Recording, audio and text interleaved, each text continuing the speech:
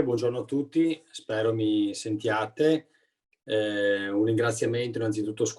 mi scuso per il collegamento leggermente in ritardo, ma gli impegni sono sempre molti, anche telefonici, per portare avanti delle politiche importanti e soprattutto a livello turistico in un momento di ripresa. Anche io ho sempre sostenuto che dopo la situazione del Covid avremmo avuto una ripresa importante in Italia e in Veneto. I dati ce lo stanno confermando. Se andiamo a paragonare i dati dal luglio in poi di quest'anno rispetto al 2019, che è stato l'anno dei record per quanto riguarda il Veneto, abbiamo delle crescite percentuali positive rispetto appunto a quell'anno di riferimento che era appunto l'anno dei record. Questo vale in Veneto, ma devo dire anche in Italia. Non dobbiamo però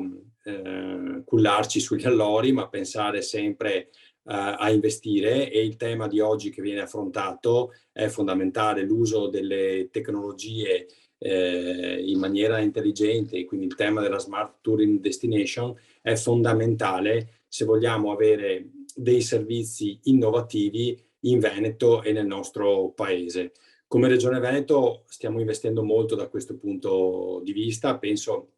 al lavoro che è stato fatto sia a livello regionale, quindi ringrazio anche tutti i miei dirigenti e funzionari, ma anche coinvolgendo il mondo privato,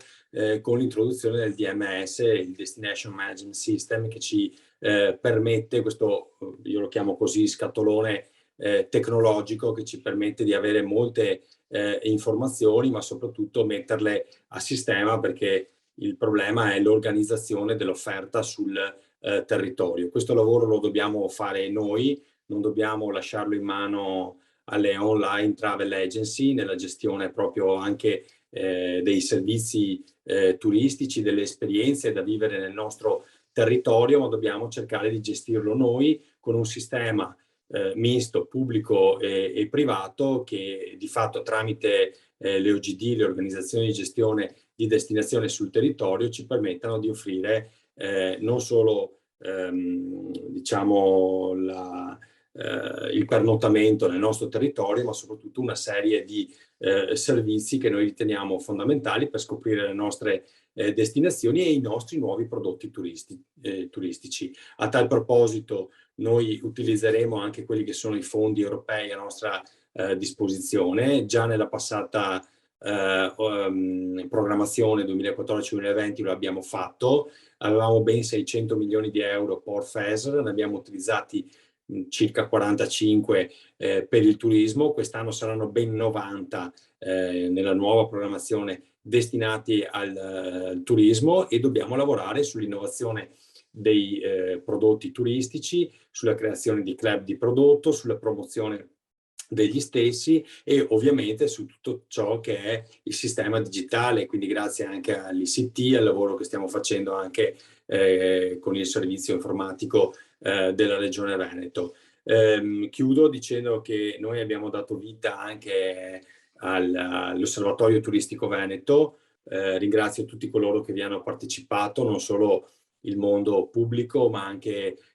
diciamo i soggetti privati. Penso a Federalberghi, a Faita, grazie allo strumento dell'Age Benchmark, che ci permette non solo di raccogliere tantissime informazioni per ciò che sta accadendo, ma soprattutto metterle a sistema, metterle a conoscenza degli stakeholders regionali e non solo, e fare anche previsioni di quello che è il turismo, di ciò che sta accadendo e di ciò che potrà succedere in futuro, quali sono le richieste dei nostri turisti, avere una serie di informazioni in tempo reali che ci permettano di fare anche delle previsioni. Questo era il nostro obiettivo che avevamo, e stiamo continuando a lavorare sulla gestione di questi dati, perché ci permette anche di affrontare tematiche importanti legate per esempio al turismo sostenibile, che diventa fondamentale dopo ciò che abbiamo vissuto legato alla pandemia. Sappiamo che i turisti stanno chiedendo servizi diversi da questo punto di vista, quindi il tema della sostenibilità e anche dell'accessibilità è importantissimo. Abbiamo ancora un tema importante su cui lavorare, che è diciamo, il concetto dell'overtourism. La ripartenza forte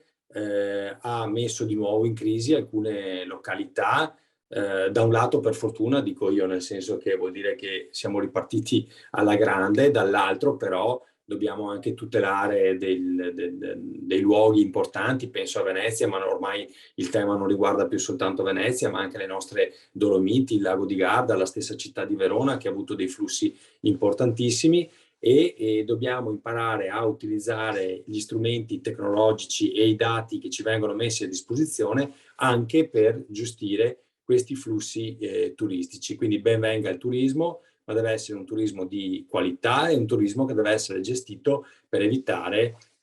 di anche danneggiare le stesse destinazioni che accolgono questi numerosi turisti. Quindi il lavoro che state facendo voi oggi è di fondamentale importanza per poter continuare a essere diciamo, delle destinazioni importanti che accolgono tanti turisti, ma soprattutto dare i servizi